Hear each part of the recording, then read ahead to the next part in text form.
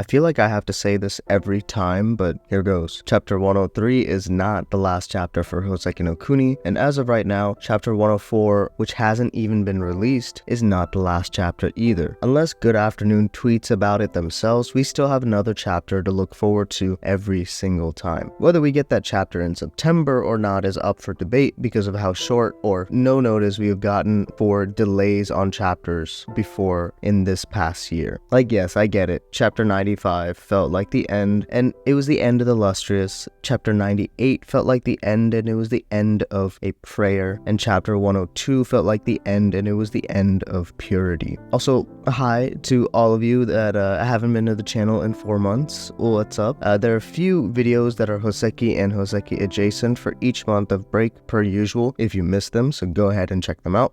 But yeah, let's look at the timeline for this past year. We got 96, 97, and 98, a stretch of 3 chapters in 3 months. Then we got a 3-month break between August, September, and October. November is when we got 99, and then another 3-month break for December, January, and then we got a surprise drop of chapter 100 on February of 2023 this year, and then we got 3 in a row, 101 and 102 right after. They did tell us that we would have a 3-month break after chapter 102, although they got stretched to an extra month, and finally we got this one with chapter 103 in August of 2023. Will we get a chapter in September or maybe in January? Regardless, let's actually talk about the chapter itself, which was pretty interesting to say the least. The verticality that I mentioned in chapter 102's video was expanded upon in this chapter in terms of the clouds, and it's tied to the eye saying nothing as these clouds seem to enclose on Phos. Phos feels that the world is rejecting them, and it's visually represented in the clouds literally boxing them in. Even though Phos is more vertical in this form, there's almost no three-dimensionality to their structure in contrast to this cumulonimbus ones. The types of clouds we usually get in the background for Houseki no Kuni is pretty 2D in general, so to see this carry over from last chapter points to visual cues that Ichikawa is giving us. On top of the little marks that Phos has been having in their god form, which in general Phos's head shape has become less and less human since we've seen it, the end of chapter 97. In this chapter, the entirety of Phos gets covered in these almost topographic marks. We've previously discussed that whenever Phos has a change in their emotions, it's visually showcased in the variation on Phos's face, so exposing the last remnant of Phos agitates the entire body this time. I try to relate these markings on Phos's body to some existing Buddhist symbols, but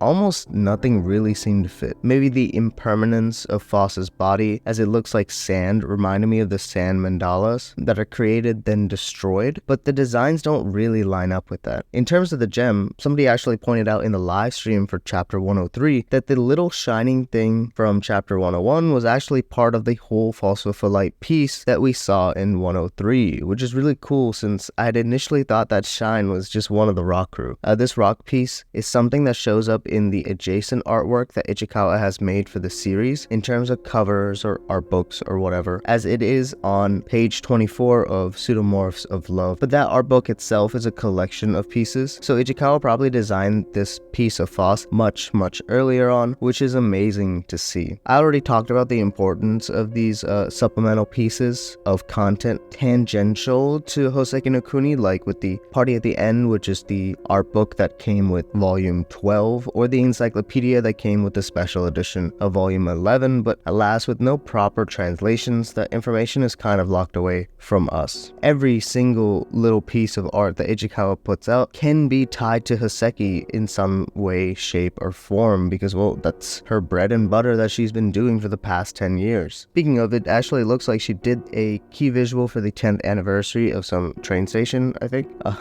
I'm not entirely sure because the actual artwork on their website only shows previous years, but it kind of does look like Ichikawa's, so let me know if you found a better representation of this, or we have to wait till 2024 to see 2023's key visual. But Anyways, even on these breaks, Ichikawa is always working on something, it seems, which is great. I don't mind waiting as long as I know that I shouldn't expect a chapter for an extended period of time. It is what it is. As always, these reviews are kind of stuck in the purgatory of datedness, as the new chapter timestamps the thoughts of this video as I ramble on whatever for however long. But thank you for being here, and I'm glad that Phos was talked away from ending it all for now by the Eye, and it goes back to that one line in chapter 96 that stayed the same even in the official English release for volume 12, that there was something that Yama and Kongo had planned for Phos, and that could likely be the Eye himself, as the Eye has done the same things under the guidance of the Lunarians in terms of taking Phos's arms, just like the Antrokuses did in the sea when their legs were lost. When Phos was willing to let bygones be bygones, here in this moment, Phos is pleading to the Eye to do one final act of violence, almost in a similar pleading way, so reminiscent to when the Lunarians begged Kongo to pray, or Phos begged Kongo to pray, or even the Lunarians begged Phos to pray. This cycle may never end, and the past and future might as well be the same, as indicated with the panel layouts in this chapter attached to the sun, and how the death of the sun, whether if we look from the past or look from the future, all kind of blends together. The line that Phos uses when referencing